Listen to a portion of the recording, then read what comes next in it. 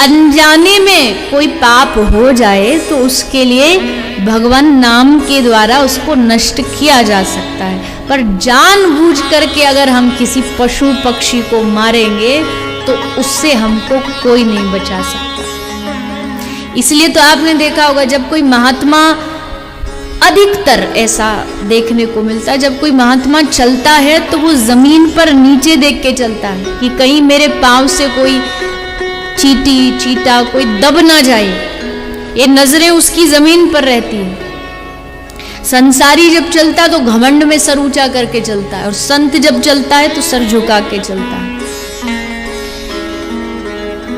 तो हाँ, अनजाने में तो हमसे भी बहुत पाप हो जाते हैं, भले हम कितना भी बच लें, कहीं ना कहीं छोटे मोटे जीव जंतु तो मर ही जाते, पर वो कैसे, उन पापों से मुक्ति कैसे मिलेगी? बोले जब हम भगवान का नाम जाप करते हैं, कीर्तन करते हैं, तो वो पाप नष्ट हो जाते हैं।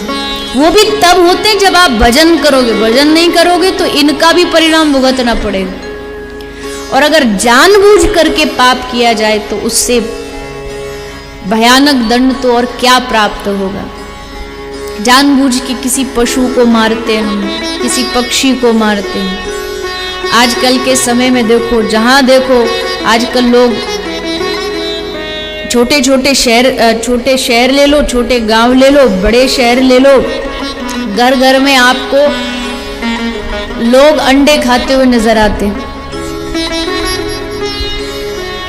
और उनको लगता है कि ये सब खाना पीना इससे क्या होना जाना है। और उनको भोजन ग्रहण करके अपने आप को सात्विक समझते हैं, और फिर कहते भी हैं कि अरे ये तो इसमें अभी तो कुछ है ही नहीं, अभी नहीं है, लेकिन यही तो आगे चल के एक जीव का निर्माण करने वाला है। इसलिए सबको ध्यान रखना चाहिए कि कोई भी गलत चीज न खाएं, न पिए, न अपने बच्चों को खिलाएं। अंडा भी मांसाहारी में ही गिना जाता है, और उसको खाने का परिणाम भी आज नहीं तो वहां जाके तो भुगतना पड़ेगा।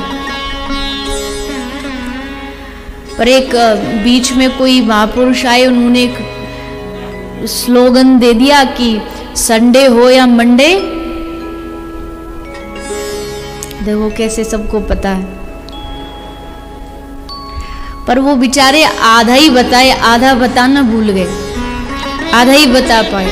पूरा ये था कि संडे हो या मंडे रोज खाओ अंडे, फिर ऊपर जाके खाओ डंडे,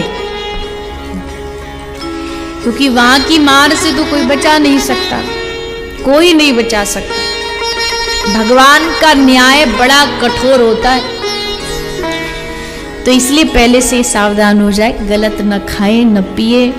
आप कम से कम जो लोग भागवत आज सुन रहे हैं वो लोग तो गलत खाने पीने से एकदम दूर रहें, किसी भी प्रकार के गलत आहार को आप न खाएं, और अगर खाएंगे तो उसके परिणाम को भुगतने के लिए तैयार रहिए।